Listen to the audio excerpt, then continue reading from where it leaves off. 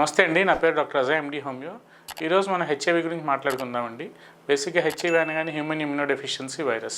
So ఈ ఎక్కడైనా సరే ఒక మేల్ టు ఫిమేల్ కానీ ఒక ఫిమేల్ టు మేల్ కానీ బయట ఎక్కడైనా సెక్షువల్గా ఎక్స్పోజ్ అయితే ఒక అన్నోన్ పర్సన్తో జనరల్గా ఈ హెచ్ఐవి డిసీజ్ అనేది ట్రాన్స్మిట్ అవటం అనేది ఒక ఇన్ఫెక్టెడ్ హెచ్ఐవి ఇండివిజువల్తో ఒక హెల్దీ ఇండివిజువల్ బయట ఎక్కడైనా సెక్షువల్గా ఎక్స్పోజ్ అయినప్పుడు ప్రికాషన్స్ తీసుకోకుండా సేఫ్టీ మెథడ్స్ అవి లేకుండా జనరల్గా బయట ఎక్కడైనా ఒక అన్నోన్ పర్సన్తో సెక్షువల్గా ఎక్స్పోజ్ అయినప్పుడు జనరల్గా హెచ్ఐవి డిసీజ్ అనేది ట్రాన్స్మిట్ అయ్యే ఛాన్స్ అనేది ఉంటుందండి. సో బేసిక్గా అసలు ఈ హెచ్ఐవి అనగానే ముందు బయట ఎక్స్పోజ్ అయిన తర్వాత అసలు లక్షణాలు ఏముంటాయి, నాకు అంటే ఆ వ్యక్తికి హెచ్ఐవి వచ్చిందని చాలామంది భయపడుతూ ఉంటారు. అసలు ముందు దీంట్లో ప్రాథమిక దశ లక్షణాలు అని first primary stage of symptoms అని ఉంటాయండి.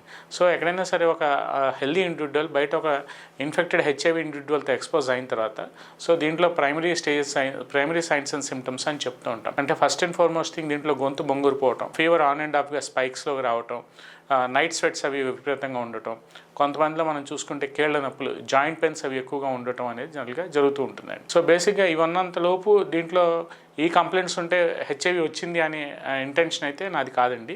సో ఈ లక్షణాలు అనేవి జనరల్గా వైటమిన్ డి డెఫిషియన్సీస్లో కానీ లేదంటే ఇతర దీర్ఘకాలిక వ్యాధుల్లో కూడా ఉంటాయి.